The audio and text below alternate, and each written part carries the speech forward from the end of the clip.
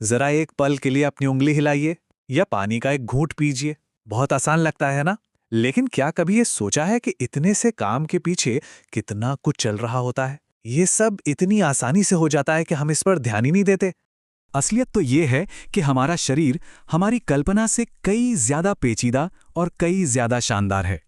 हमारी हर एक हरकत, हर एक सांस दरअसल अनगिनत सिस्टम्स का एक साथ मिलकर काम करने का नतीजा है। चलिए कुछ हैरान करने वाली बातें जानते हैं। क्या आप सोच सकते हैं कि एक इंसान की आंतों को अगर सीधा फैला दिया जाए तो वो करीब 7 मीटर लंबी होंगी? जी हां, मतलब एक 3 मंजिला इमारत जितनी ऊंची। और ये तो कुछ भी नहीं।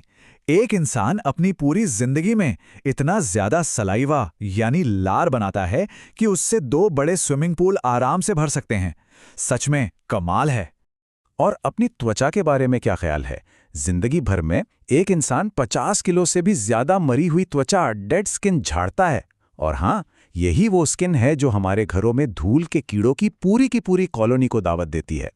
तो ये सब जानकर एक बात तो साफ हो जाती है कि हमारा शरीर अपने आप में एक छोटी सी दुनिया है, एक अजूबा है। तो सवाल ये उठता है कि इस कमाल की दुनिया को समझने के लिए विज्ञान का सहारा कैसे लिया जाए। चलिए पता लगाते हैं। इस विज्ञान की दुनिया में 2 जुड़वा विषय हैं जो इसे समझने में हमारी मदद करते हैं। एक है एनाटॉमी और दूसरा है फिजियोलॉजी।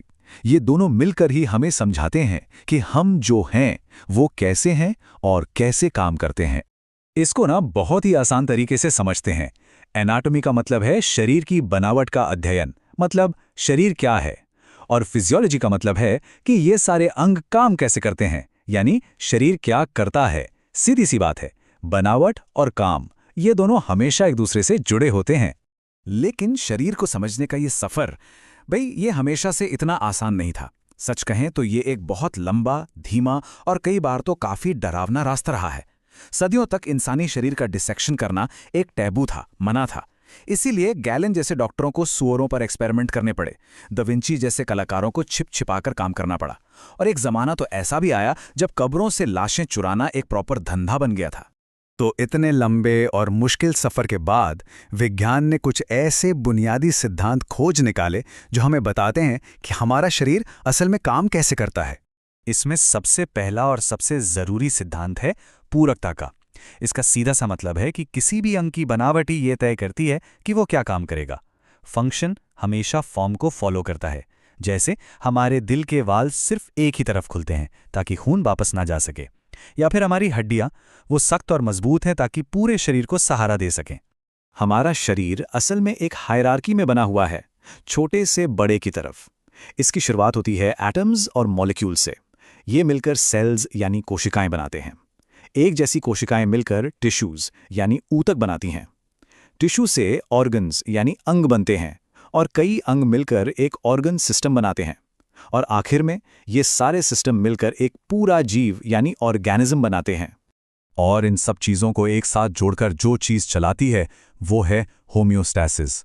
ये शरीर की वो शानदार काबिलियत है जिससे वो अपने अंदर का माहौल हमेशा स्थिर बनाए रखता है, चाहे बाहर का मौसम या हालात कैसे भी हों। जिंदा रहने के लिए ये बैलेंस, ये संतुलन सबसे ज़्यादा ज़रूरी है। सच तो ये है कि जब ये बैलेंस पूरी तरह से ख़त्म हो जाता है तभी मौत होती है। अब देखिए, जब शरीर में इतने सारे हिस्से हैं और सब एक दूसरे से जुड़े हुए हैं तो उनके बारे में बात करने के लिए, उन्हें समझने समझाने के लिए एक सटीक और स्टैंडर्ड भाषा की ज़रूरत तो पड़ेगी ही, है ना? इसी ज़रूरत को पूरा करने के लिए एनाटॉमी ने अपनी एक खास भाषा बनाई है। इसमें दिशा बताने वाले कुछ खास शब्द हैं जो शरीर के एक मैप, एक नक्शे की तरह काम करते हैं। ये भाषा डॉक्टरों को बिना किसी कंफ्यूजन के एक दूसरे से बात करने में मदद करती है। अब सवाल यह है कि क्या ये भाषा इतनी ज़रूरी है? क्या ये किसी की जान बचा सकती है? चलिए एक सिचुएशन लेते हैं। मान लीजिए किसी ने गलती से एक टूथपिक निगल ली है। अब एक डॉक्टर सर्जन को उसकी सही लोकेशन कैसे बताएगा? तो डॉक्टर सर्जन कुछ इस तरह बताएगा। ऑब्जेक्ट मीडियल लाइन पर है, हार्ट के पोस्टीरियर, लेकिन वर्टिब्रे के एंटीरियर है। कॉलर बोन के इंफीरियर है, पर स्टमक के सुपीरियर है। सुनने में ये किसी पहेली जैसा लगता है ना? पोस्टीरियर, एंटीरियर, इंफीरियर, सुपीरियर, आखिर इसका मतलब क्या है? उन सभी मुश्किल शब्दों का एक सीधा सा मतलब था, टूथपिक खाने की नली में है, बस। लेकिन उस मुश्किल भाषा ने सर्जन को 1 इंच की सटीक जानकारी दे दी। उसे बिना किसी कंफ्यूजन के पता चल गया कि ऑपरेशन कहां और कैसे करना है। यही है इस खास भाषा की ताकत। तो आज हमने एनाटॉमी और फिजियोलॉजी के कुछ बुनियादी सिद्धांतों को समझा, होम्योस्टेसिस के महत्व को जाना और शरीर की अपनी खास भाषा की ताकत को देखा। मानव शरीर एक कहानी की किताब की तरह है और आज हमने बस उसका पहला पन्ना पलटा है।